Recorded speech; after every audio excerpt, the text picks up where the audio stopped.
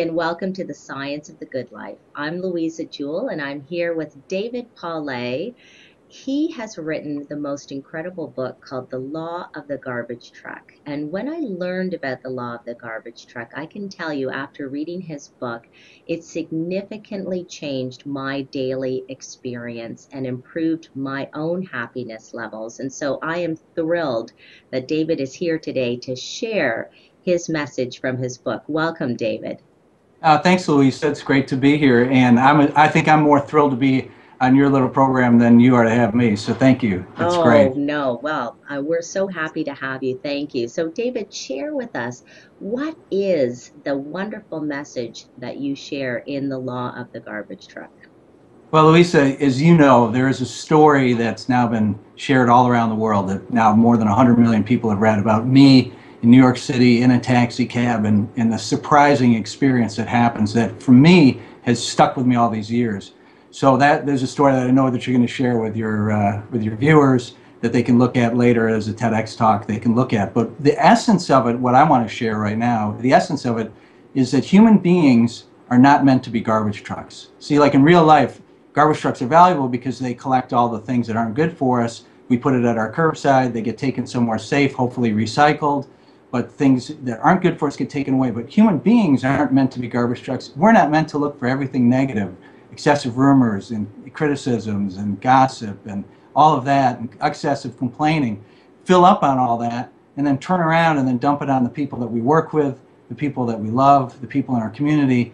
Human beings aren't meant to be garbage trucks. And so what we do is we have people take what we call the No Garbage Trucks Pledge, which is a 10-line pledge. We won't do it here, but the short of it is essentially is we are not garbage trucks. We are not garbage trucks. We don't accept garbage. We do not create garbage. And we do not dump garbage on all the people in our lives. So, how are you defining garbage, David? Well, garbage really, the way really is the needless negativity in the world, especially the excessive negativity. And that comes around where you hear people just complaining about the traffic, complaining about the weather, complaining about someone's personality, complaining about things they can't control, rumoring, saying things that they don't need to be passing along, not focusing on the good or the important. I want to make that clear. It's not about avoiding negativity. It's about if there's something negative in your life that's important and you need to address it, you need to address it. But if it's not important, it's just again, personalities and the weather stuff, things that just are not that important. Or even if someone says something that's really, you know that they didn't mean it the way they said it, but you get hooked on the way they said that, that's emotional garbage you don't need. You don't need it. You don't need to make it create meaning around it that's not there. And you also want to, and what I say in the law of the garbage truck is to have something what I call real-time forgiveness, which is when someone says something that's not the perfect way to say it, or they're a little frustrated and you know it, you can let that pass by and not take that in as a personal affront to you. And then when you do that, you diffuse the situation quickly and you get focused on what's important right away.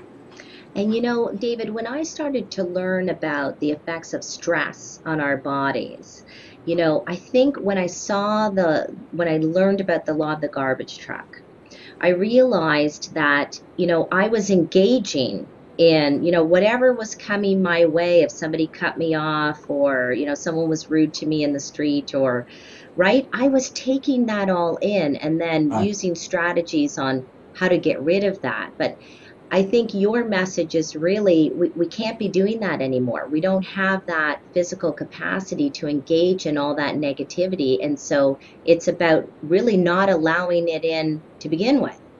Yeah, that's absolutely right. I mean, and the research demonstrates that the way we respond to daily hassles in our lives and the annoyances and frustrations has as much of an impact on our health and happiness as things as terrible as divorce or bereavement. And the reason why that is because divorce and bereavement are terrible events and they have a lasting impact. But the daily hassles are pounding away at our hearts and our health every moment. So if we're getting agitated in the car, agitated in line at the cafe, agitated with our family in the morning, agitated at work and meetings, all of these places, it just adds up. So you point to really the biggest distinction that the law of the garbage truck really is founded upon, and that is you don't want to take things in and then have to let them go. So you hear that all the time. You got to let that go, let that go, let that go, let that go. So, and what's letting go? You're going to go do yoga. You're going to go for a run. You're going to go scream in the closet. You're going to pray, whatever. And those are all very good activities, but they really should be saved for the more important and more difficult experiences in life.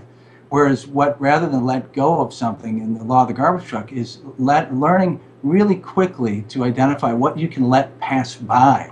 So sometimes I'll say to people in my live audiences when I'm speaking, I'll say, think of the Matrix and Keanu Reeves, for anyone who's seen that.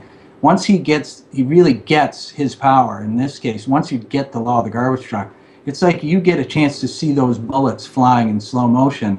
And rather than taking it in and then later on having to let it go, you're letting it pass by and literally letting it pass by. And what it does is it creates positive emotion rather than negative emotion, because you recognize and you get better and better at recognizing those things so quickly that you feel good that you let it go, because you're recognizing that you didn't take in that garbage.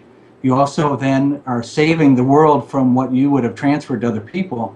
And you also are exhibiting a value of forgiveness, because it's real-time forgiveness. You're not cursing out the driver, cursing out your boss for not smiling at you when you arrived at work, or whatever the case might be. So that distinction really, once people get that alone, Louisa, their health increases immediately, like right after this call.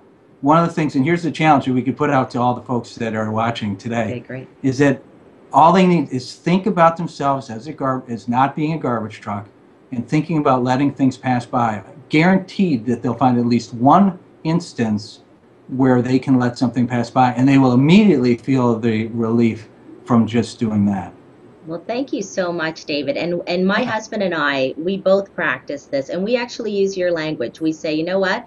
That's garbage. We're just going to let that pass by. And so we actually use that. In fact, my husband used it just the other day in the car. He said, Louisa, that's his garbage. I don't need to engage. And so it's very powerful. I'm going to encourage everybody to go out and read your book, The Law of the Garbage Truck. So we're going to have links just below this video for your website and links to the actual book where you can get the book, because there's so many great ideas in the book and so much more in the book to learn about how to implement the law of the garbage truck in your life. And we're also going to put a link to David's amazing TED Talk as well. So David, thank you so much for being here today. I think that this message is something everybody should hear about, and I hope everyone takes it and shares it with everyone else as well, because I think it's something that we all need. Louisa, you're a good friend, a great positive psychology leader, and it's been a joy being on your show. Thanks so much. Thank you, and I say back at you. So David, thank you. Have a great day. Thanks, you too. Bye. Bye.